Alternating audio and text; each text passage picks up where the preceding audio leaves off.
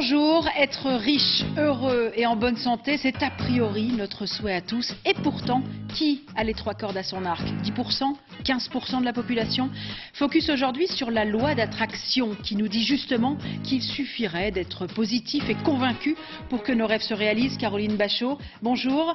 On compte sur vous pour nous livrer tous les secrets de cette loi d'attraction, nouvelle version, on en parle tout de suite. Lucélia, vous êtes de l'avis contraire, vous dites on n'échappe pas à son destin, on ne dirige pas sa vie. Vous aussi, bien évidemment, intervenez dans l'émission, réagissez, soyez pour ou contre. Alors suffit-il de demander pour recevoir? Caroline Bachot, si on met toutes les chances de notre côté, on a les moyens d'être heureux? Oui, je pense vraiment qu'on a les moyens, on a le pouvoir de créer sa vie. Ouais. Le principe de l'attraction, c'est nos pensées créent notre réalité. Et donc, si on est focalisé sur nos objectifs, sur nos buts, si on est positif, si on met les choses en place, on peut y arriver. Tout est possible. Tout est possible. Lucélia, vous dites au contraire impossible? Moi, je pense, c'est pas une question d'impossibilité. Moi, j'ai plutôt l'impression que, moi, j'entends par donner la possibilité, c'est de dire à l'être humain qu'il a son libre arbitre. Oui. Donc, il a le choix de diriger sa vie. Et moi, je m'oppose à ça parce que pour moi, c'est... On ne décide pas de sa Voilà, vie? on ne décide pas. Je veux dire, il y a plein de choses qui se mettent en place. Moi, j'appelle ça des éléments de synchronicité qui vont venir se mettre en place, que ça soit avant que ça se passe, après que ça se soit passé ou pendant. Il y a des choses qui nous font arriver à tel point. Mais donc tout est écrit? Pour moi, tout est écrit, tout est tracé depuis le jour de la naissance. On va s'arrêter clairement sur la définition de la loi d'attraction. Ça peut paraître des termes un peu barbares quand même, donc on s'arrête là-dessus parce que c'est primordial pour cette émission. La loi d'attraction, on la lit ensemble. La loi d'attraction part du principe que tout ce qui vous arrive, que ce soit des choses positives ou négatives, ont été attirées par vous-même. On est d'accord, Caroline ? Oui, on est d'accord. Oui. Je suis d'accord. Il y a trois phrases que notre réalisateur chéri a eu le plaisir de nous préparer. Ce que vous pensez, vous le devenez. Ce que vous ressentez, vous l'attirez. Ce que vous imaginez, vous le créez. Voilà, c'est la Alan attitude. Oui, moi je suis à 100% d'accord avec ça. Ouais. Maintenant, je pense, et c'est pour ça que le livre c'est Loi d'attraction 2.0, Ouais. je pense que ça ne suffit pas. Il ne suffit pas de demander, de croire pour recevoir, parce que le principe... Il faut agir, quoi. Il faut agir. Lucélia ? Mais moi, voilà, j'ai quelque chose ici. Pour moi, j'entends déjà loi d'attraction. Vous dites que vous attirez, la pensée peut changer la vie, etc. Et vous, déjà, rien qu'avec le titre du livre, je me dis, bah tiens, qu'est-ce que c'est une loi? C'est quelque chose que je dois suivre, une règle à suivre.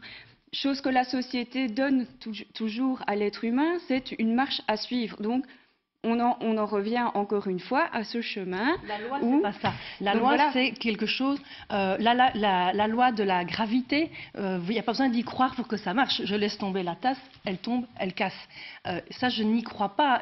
C'est comme ça. Il n'y a pas d'autre possibilité. Il y a la question de foi qu'il y a derrière. Parce que pour moi, la foi, c'est de croire en quelque chose qui n'existe pas. Donc voilà, moi j'ai plutôt tendance à me fier à des phénomènes de synchronicité. Je reviens avec ça parce que ce sont des choses qu'on ne connaît pas encore.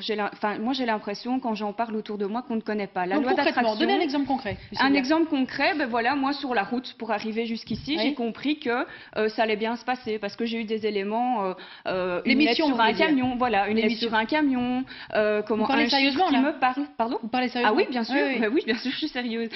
C'est partout, 24 heures sur 24, des phénomènes de synchronicité, c'est des heures miroirs. Il est 15h15 par exemple. Ah ben tiens, ça me parle. Est-ce qu'il va se passer quelque chose ou autre? Pour moi, on ne peut pas changer son destin. On peut peut-être anticiper. On peut l'anticiper. Pour ça, oui. Mais le changer, non. Parce que quelle est la différence pour moi entre la loi d'attraction et les phénomènes de synchronicité? C'est que pour moi, la loi d'attraction, si vous changez votre destin, qui est normalement destiné, imaginons que vous êtes destiné à avoir une vie, ben voilà, banale, vous gagnez...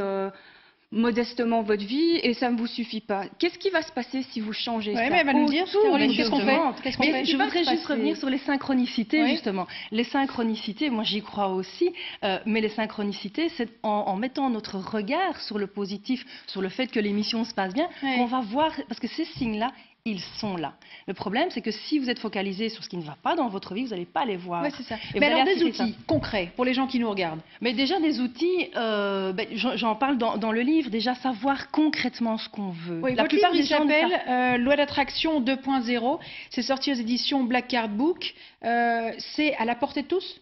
Tout le monde peut comprendre ce que vous nous dites ? Oui, parce que justement, moi j'ai à cœur que... Vous aviez les cheveux courts à l'époque, hein, je note. J'ai à cœur de faire passer le message justement à monsieur et madame tout le monde, parce qu'en effet, c'est souvent réservé à un public assez aguerri, et donc tout le monde ne vous leur donnez des outils très concrets, oui, des outils très concrets. Mais, par exemple, si j'ai beau croire que je veux ceci, si la réalité est parfois différente, évidemment. Si la réalité est différente, c'est parce que j'ai des croyances limitantes que je ne mérite pas, c'est pas pour moi, c'est toujours pour les autres, c'est toujours sur moi que ça tombe, etc., etc. Et dans le bouquin, il y a des outils très concrets avec une technique qui s'appelle l'EFT, Emotional Freedom Techniques, qui va permettre de libérer ces blocages quelque part à ce qu'on puisse attirer les bonnes choses. Donc vous dites quand on veut, on peut. Oui, par exemple, les blocages qui se passent, c'est par rapport à l'environnement dans lequel on est, par rapport à la société dans laquelle on vit. C'est toutes ces questions, par exemple, pour moi, quelqu'un qui n'est pas bien, premièrement, c'est quoi? C'est quelqu'un qui n'a pas d'argent. Voilà, on va parler de ça, c'est l'argent, la santé, vous avez un truc pour les amours, aussi. Voilà. C'est un truc pour l'argent, mais exactement... Restez avec nous dans quelques instants, un outil pour gagner au loto. Donc pour moi, c'est quoi exactement la vraie richesse? C'est ça qu'il y a. Moi, ce que j'aimerais bien savoir, c'est est-ce que votre livre va m'amener une vraie richesse du cœur, de ne pas, par exemple... Je suis sûre qu'il y a plein de choses. Les premiers chapitres, c'est peut-être, demander l'abondance. Au plus vous donnez, au plus vous recevez. Mais quoi? L'amour, l'argent, la santé. Parce que pour moi, c'est donner et recevoir en retour. Mais qu'est-ce que vous donnez? Le problème, c'est que si vous Je n'aime pas le fait de dire, en fait, que, tiens, au plus je vais donner, au plus je vais recevoir en retour. Donc, pour moi, c'est déjà être dans l'attente. Une phrase qui a été dite sur votre livre. Avec ce livre, on parle du vôtre, dans lequel elle partage ses expériences et ses découvertes. Elle offre toutes les réponses dont une personne a besoin pour faire de sa vie la vie dont elle rêve. C'est Cathy Van Dundrich, une auteure coach, qui dit ça de votre livre. Excusez-moi, je vous ai coupé, Lucélia. Non, pour moi, c'est une question de savoir... Pour moi, on est toujours dans l'attente de recevoir en retour. Alors quand on est dans l'attente, ça ne marche pas. C'est ça le problème. Oui, mais alors c'est quoi? C'est plus je donne, plus je reçois normalement. C'est Bouddha qui a dit ça, je pense. La plupart des gens qui donnent attendent quelque chose en retour. Or, la loi d'attraction, c'est une question de vibration et d'énergie. Si je donne en attendant quelque chose, je suis dans une vibration de manque. Mais pour moi, celui qui va acheter ce bouquin va se dire, je vais l'acheter pour aller mieux. Donc il attend. C'est le but quand même, non? Le but, c'est quand même d'offrir la possibilité aux gens de redevenir maîtres de leur destin. C'est ça. Et de pouvoir créer la vie. Est-ce qu'on peut vraiment changer sa vie? Oui. Qu'est-ce que vous faites alors? Moi, j'ai l'impression alors, qu'est-ce que vous faites du karma? Qu'est-ce que vous faites de la loi du karma et de la réincarnation, par exemple? Mais justement, si vous êtes voué à connaître, par exemple, la pauvreté dans cette vie-ci, si on va parler des phénomènes de réincarnation, et que vous décidez, en lisant le livre, de changer par la pensée des choses qui vont faire que vous n'allez pas faire cette fameuse mission qui aurait dû se passer ici.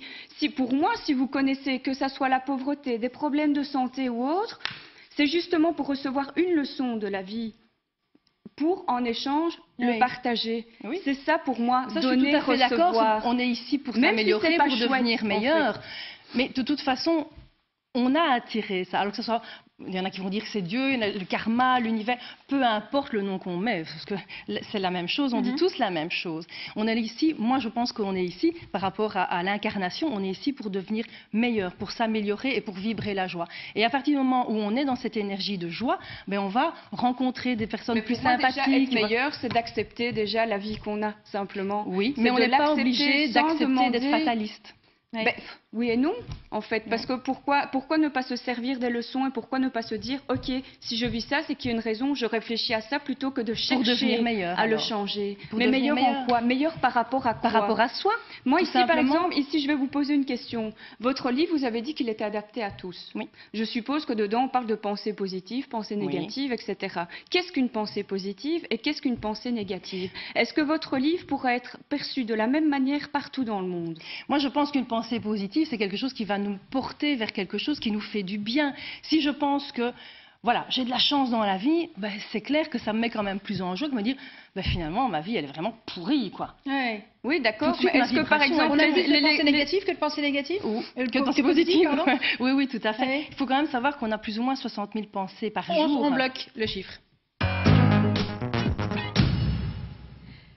Il peut fâcher, celui-là. Hein. Vous dites 60 000 pensées par jour. On ne le sait pas forcément. Heureusement, la plupart sont inconscientes. Et sinon, on aurait une tête comme ça. Ouais. C'est un peu comme l'iceberg. Vous voyez, la partie émergée de l'iceberg, elle est tellement petite. Et donc, sur ces pensées-là, on peut agir. C'est pas facile, ça s'apprend. C'est une question, au départ, c'est vraiment une question de volonté. C'est vraiment un travail. Puis, il y a toutes les pensées inconscientes qui vont faire qu'en effet, on va attirer des choses agréables ou pas agréables. Et ça se travaille, en fait. On les utilise si on veut ou pas, ces pensées ? Les pensées inconscientes, non, puisqu'elles sont inconscientes. Mais les pensées conscientes, on peut les diriger vers notre objectif. Pour moi, par exemple, les phénomènes de synchronicité pourraient aider à comprendre ces fameuses pensées inconscientes, en fait. C'est une question d'analyse, de regarder tout ce qui se passe autour. Pour moi, c'est ça le principal. C'est à la place de se dire, je reviens là-dessus, je vais changer quelque chose par la pensée. Donc moi, ici, moi, ce qui me dérange un peu, c'est de se dire que ben, on est responsable de tout ce qui nous arrive, alors. On est bien d'accord. Bien sûr, donc tout ce qui nous arrive, à partir de quand? À partir du moment où on respire et on décide d'avancer. Donc ça veut dire qu'un enfant, parce que je veux dire, est-ce qu'il y a un âge pour arriver à se dire, ah ben tiens, à partir d'aujourd'hui, je peux contrôler ma vie parce que j'ai une manière de penser qui... Pour moi, déjà, vous ne choisissez pas de venir au monde. Mais si vous croyez à la réincarnation, il y a le choix de l'âme qui est là aussi, et on choisit. On a un Facebook de Mélanie qui nous dit foutaise, c'est clair, la petite Chloé voulait se faire étrangler. N'importe quoi. Oui, voilà, c'est tout des phénomènes comme ça, de se dire, ok, bon, voilà, vous êtes enceinte, vous attendez un enfant, vous voulez que votre enfant soit en bonne santé, et tchic et tchac, il naît, ben voilà, il est handicapé, il a un retard mental ou je ne sais quoi. Est-ce que c'est de votre faute? Mais entre faute et responsabilité, c'est pas du tout la même chose. Expliquez-moi la différence. Mais en fait, quand il y a la notion de faute, il y a tout de suite d'office une question de culpabilité qui est là. Et ça, on est dans les énergies basses. Mais imaginez quelqu'un qui lit le bouquin en se disant que toutes ses pensées peuvent être traduites par l'univers et que voilà, elle met au monde un enfant handicapé ou elle va se dire quoi cette personne? Mais c'est pas une question de se dire oh là là mon Dieu qu'est-ce que j'ai fait, c'est de ma faute. Voilà, c'est là, et en effet, je suis d'accord de tirer des leçons. Voilà, il y a toujours un message, il y a toujours quelque chose à apprendre. Vers l'avenir que vers le passé. Ah oui, évidemment. Et ben pour moi, là, déjà, c'est une erreur. Parce que pour moi, c'est déjà de se servir aussi de ce qu'il y a derrière. C'est de ne pas l'oublier, c'est de se dire, ok, j'ai vécu ça, j'ai pris une claque, c'est de savoir qu'est-ce qu'on en fait. En fait, c'est toujours de savoir qu'est-ce qu'on en fait. Ok, moi j'ai aussi eu mon lot de trucs pas chouettes dans ma vie, et j'aurais pu continuer en me disant voilà, je suis comme ça, fataliste, j'ai eu une enfance pas chouette et une adolescence pas chouette. Et qu'est-ce que j'en fais? C'est ça. Tout le monde peut se relever. Tout le monde peut se relever. Tout le monde peut changer sa vie. Je pense que l'être humain, il a oublié la chose principale. C'est quoi la chose principale pour un être humain? C'est de survivre. On est bien d'accord. Je pense que c'est survivre, c'est protéger la race. Comme dans tous les animaux, etc., c'est la même chose. Je pense que c'est ça le but.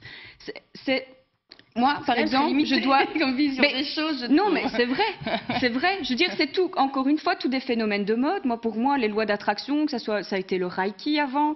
Après ça, il va avoir autre chose. C'est des phénomènes de mode? Mais bien sûr que ce sont des phénomènes de mode. Ce sont des phénomènes de mode qui existent quand même depuis plusieurs millénaires. Hein, donc oui, bien sûr. Je crois que ça fait passer 10 000 ans que ça existe, ce genre de pensée, etc. Oui, donc c'est pas un phénomène de mode, alors. Le but d'un être humain, c'est de pouvoir survivre. Moi, je ne suis pas sûre que votre bouquin, en cas de survie, m'aide. Lisez-le. Voilà. Non, mais je vais me retrouver dans la forêt, par exemple. Moi, je ne suis pas complètement paumée. Moi, je vais chercher à manger. Je ne vais pas chercher à penser, à changer ma vie. Ben justement, quelqu'un qui est perdu dans la forêt. Et il y a des cas comme ça, dans la forêt, dans les glaciers, etc. Oui. Si à un moment, on perd confiance, on perd cette foi, justement, que je vais m'en sortir, je ne vais pas m'en sortir. Ça, c'est évident. Mais si je me connecte à toutes mes ressources qui vont faire que je veux m'en sortir, je veux y arriver, j'entends, je vois déjà les sauveteurs qui arrivent, je vais y arriver. De toute façon, on ne part pas en forêt sans votre livre. On a compris le message. Moi, oui, je partirai sans parce que je sais bien qu'il ne me servira pas. On verra qui revient le premier. Voilà. On a quelqu'un en ligne. On a Frédéric Mortagne qui est maître boulanger dans sa propre boulangerie Mortagne à Moucron, qui prend le temps, c'est bientôt la sieste d'ailleurs, j'imagine, Frédéric, d'intervenir dans cette émission. Bonjour, merci d'être avec nous. Alors, vous écoutez cette émission depuis le départ, j'imagine. Concrètement, votre réaction ? Oui, bonjour. Bonjour Frédéric. Votre réaction, vous entendez ces dames depuis tout à l'heure. Comment vous voyez les choses par rapport à cette décision et cette question du jour? Suffit-il de demander pour recevoir? Disons que par rapport à notre métier, certainement pas, puisqu'on a un métier quand même où nous devons quand même tous les jours se remettre en question et tous les jours remettre le travail sur le champ, quoi, je vais dire. Donc, ce serait trop facile qu'à un moment donné, on dirait en pensant que demain ça va être bien et qu'on aura des clients et que tout va bien se passer, ce serait tellement facile que là, c'est pas possible que ce soit comme ça. Par contre, malgré tout, dans la difficulté de notre métier, je pense qu'on doit garder toujours une idée positive et toujours aller de l'avant. Oui. Est-ce que parfois, ça vous arrive, Frédéric, de vous lever le matin, parce que vous vous levez tôt, j'imagine, vers 4 heures? Oh, avant ça, oui, même bien avant ça, oui. Oui. Est-ce que ça vous arrive de dire, j'aimerais bien changer de vie? Ah oui, certainement, mais qui ne l'a pas fait, donc oui, certainement. Qu'est-ce qu'on pourrait dire, Caroline, à Frédéric? C'est une décision à prendre. Oui. Ça ne veut pas dire que c'est facile pour tout le monde. Oui. Hein. Moi, je rencontre tous les jours des personnes pour qui c'est... Voilà, il y a des situations vraiment difficiles. Oui. Mais celui qui veut vraiment, c'est possible. Vous y croyez, ça, Frédéric? Quand on veut vraiment, on peut? Pas du tout, parce que si maintenant, à chaque fois que vous vous levez un matin pour une raison ou une autre, parce que pour n'importe quelle raison, on peut se lever le matin en disant « Oh, j'aimerais bien me changer de vie parce qu'aujourd'hui, j'ai pas trop envie de me lever à 2 heures du matin. Oui. » Si à chaque fois ici, tout le monde devait faire ça, je pense que ce serait la zizanie partout, quoi. Tout le monde, alors les pharmaciens deviendraient carrossiers, les boulangers deviendraient infirmières, et puis on s'en sortirait plus du tout, quoi. C'est quoi votre rêve, Frédéric? Mon rêve? Oui. Oh là là, c'est compliqué à expliquer. Le rêve, c'est déjà d'être en bonne santé le plus longtemps possible, oui. De pouvoir profiter de la vie, d'avoir mes enfants en bonne santé.